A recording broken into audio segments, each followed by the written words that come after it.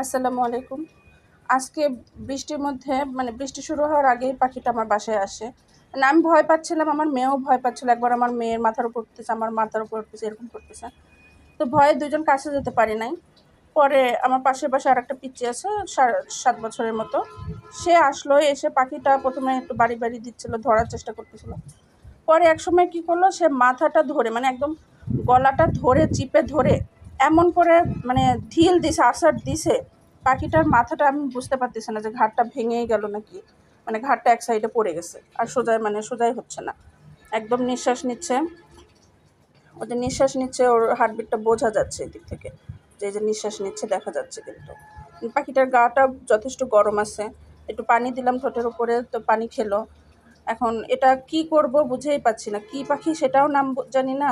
আবার এই চোখে মনে হয় আঘাত লাগছে, চোখটা অর্ধেক প্রথম দিকে খুলতেই পারছিল না, এখন একটু করে খুলতেছে, একটু হাত পা নাড়ানাড়ি করছে। প্রথমে যখন এরকম পড়ে গেল, হাত থেকে ফেলে দিছে বাচ্চাটা, যখন ঢিল দিছে তখন একদম নড়তেই পারে নাই। পরে তুলের সাথে পানি দিলাম, পানি খেলো, এখন একটু নড়াচড়া করছে। দেখি এখন একটু খাবার দেবো, ভাত আছে ভাত দেবো। ভাত দেওয়ার পরে যদি খেয়ে একাই নিজে উড়ে যেতে পারে তাহলে তো ভালো, নিজের ঘরে যাবে। তো দেখা যাক এই পাখিটার শেষ পর্যন্ত কী অবস্থা হয়। নিঃশ্বাস নিতে তো কষ্টই হবে। আমি ছেড়ে দিছি, ছেড়ে দেওয়ার পরও মানে ও ঘাড় তুলে দাঁড়াতেই পারতেছে না, এরকম অবস্থা। নড়াচড়া করতেছে, মারা যায় নাই, কিন্তু ও যে ঘাড় তুলে দাঁড়াতেই পারতেছে না। এমন করে মানে গলা চিপে ধরছে, গলা চিপে ধরে নিয়ে যত শক্তি আছে, ছোট বাচ্চা হলেও ৭ বছরের বাচ্চা হলেও যথেষ্ট শক্তি তো আছে, পাখির থেকে তো বড়, মানে ধরে এমন করে ঢিল দিছে পুরো, মানে ও উঠতেই পারে না, এরকম অবস্থা। যে ঘাড়টা তুলে দাঁড়াতেই পারতেছে না, দাঁড়ানোর চেষ্টা করতেছে, দাঁড়াতেই পারতেছে না। খাবার দিছি, খাবারটা তো মুখেই নিচ্ছে না, হাত দিয়ে দিলাম তারপরেও মুখে নিল না।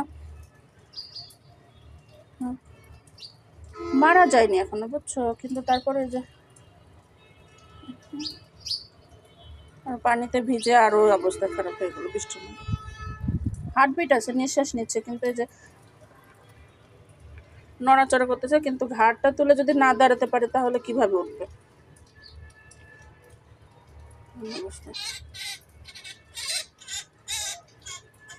ঠিক আছে, বাইরে ফেলে দেবো সে উপায়ও নাই, বাইরে ফেলে দিয়ে কোথায় পড়বে, আবার কোন বিড়াল টিড়াল এসে ধরবে নাকি। না এখনো মরে নাই। পাখিটাকে যে টুলের উপর রেখে গেছিলাম, এসে আমি খাওয়া দাওয়া করে এসে দেখি পাখিটা যে পড়ে আছে। কারণ ওর জন্য একটু নিজের কাছে খারাপ লাগতেছে, মানে কি করলাম এটা বাচ্চাটার কাছে। বাচ্চাটা ধরলো, আমি ধরতেও পারলাম না, তার আগেই ফেলে দিল। পাখিটা ডানা ভাঙছে নাকি কি একটা অবস্থা, উঠাতেও পারতেছে না, মানে ভয়ও লাগে, আবার কি একটা অবস্থা এরকম।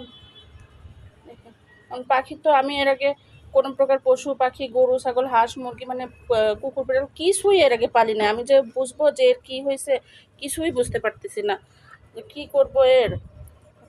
কুকুর বিড়ালের তো রেস্কিউ টিম আছে, এদের তো আর রেস্কিউ টিমও নাই। খাবার দিয়ে রাখছি, খাবার খায় নাই, এখন কী করবো কে জানে। তো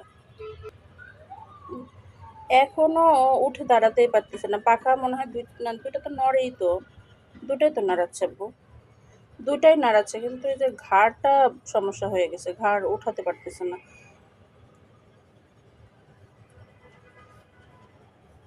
ঘাড়টা উঠাতে পারতেছে না, যে একপাশে চোখে সমস্যা হয়ে গেছে মনে হয়।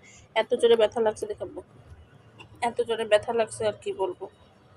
তারপরে দেখি কতক্ষণ থাকতে পারে, যতক্ষণ হায়াত আছে ততক্ষণ থাকুক এখানে, দেখা যাক।